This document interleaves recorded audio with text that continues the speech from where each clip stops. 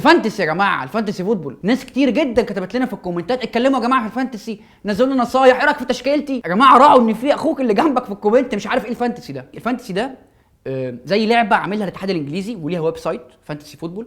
انت اللي بتعمله انك بتختار 15 لعيب، حارسين، 5 مدافعين، 5 خط وسط و3 مهاجمين. ال 15 لعيب دول حسب ادائهم في الحقيقه بتاخد على اساسهم نقط في اللعبه. يعني مثلا اللعيب لما بيلعب 90 دقيقه لكل 45 دقيقه بياخد نقطه، لو حط جون، لو مهاجم بياخد 4 نقط، لو خط وسط بياخد 5 نقط، ليها حسبه نقط كده.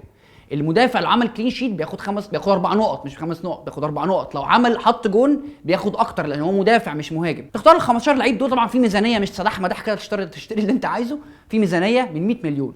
والسنه دي يا جماعه الاسعار غاليه جدا، فالسنه دي اللي اول مره يلعب هتبقى اصعب من اللي قبل كده.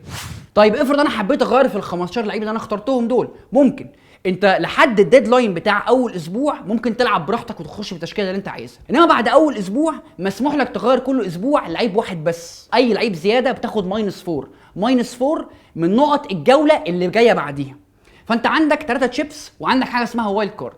ايه الوايلد كارد ده؟ لانه حاجه مهمه جدا. الوايلد كارد دي منها 2، واحده في الدور الاول وواحده في الدور الثاني. الوايلد كارد دي بتسمح لك في اي اسبوع لو لعبتها، وما ينفعش تلعب جنبها اي تشيب، ان انت تغير زي ما انت عايز في التشكيله من غير ما تاخد اي ماينس.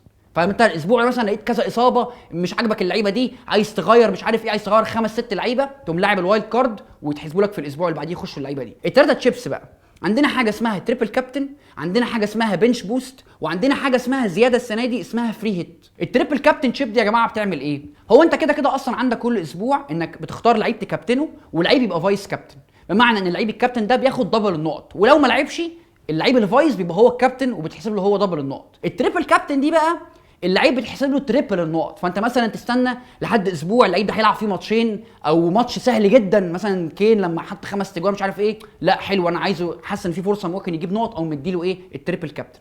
عندك البنش بوست انك ال 15 لعيب كلهم نقطهم في الاسبوع بتتحسب لك، ان بيبقى فيه 3 على الدكه وجون قاعد على الدكه، لا ال 15 لعيب نقطهم كلهم بتتحسب.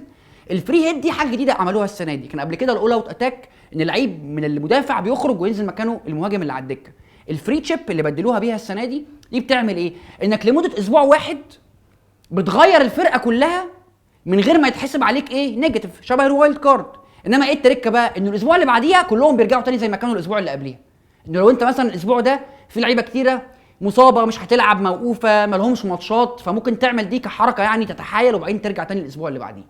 انت يا جماعه لما تيجي تعمل الفرقه بتاعتك هتخش تكتب ايميلك، اسمك، تختار اسم للفرقه بتاعتك، ممكن تعمل ديزاين للكيت او للتيشيرت اللي الفرقه بتلبسه، والبلد اللي انت منها والفريق اللي انت بتشجعه، وبتخش تلعب بقى دوريات مع صحابك او مع ناس كده عادي العالم كله بيلعبها، فيه 4 مليون واحد بيلعبها. احنا يا جماعه عاملين دوري، خلونا نتكلم كفنيين، ممكن تخش لو عايز ممكن تخش لو عايز. ويا جماعه ان شاء الله في مفاجاه كبيره جدا للراجل اللي هيخلص الدور الاول، هيخلص الاول على الدوري ده، مفاجاه كبيره بقى، مش هنقول ايه دلوقتي عشان ما احنا اذكياء مش هنحرق. تابعونا يا جماعه، كل اسبوع هننزل لكم فيديوهات نصايح تيبس، تشتري مين ما تشتريش مين، ابعد عن مين، ده فورمته حلوه هاته، ده مثلا هيتوقف قريب بلاش منه ده. اكتبوا لنا في الكومنتات وحطوا لنا كمان تشكيلتكم وهنرد عليكم، ممكن تغير ايه في تشكيلتك وتعمل ايه عشان تحسنها بالبادجت القليله دي. شكرا واشوفكم الاسبوع الجاي.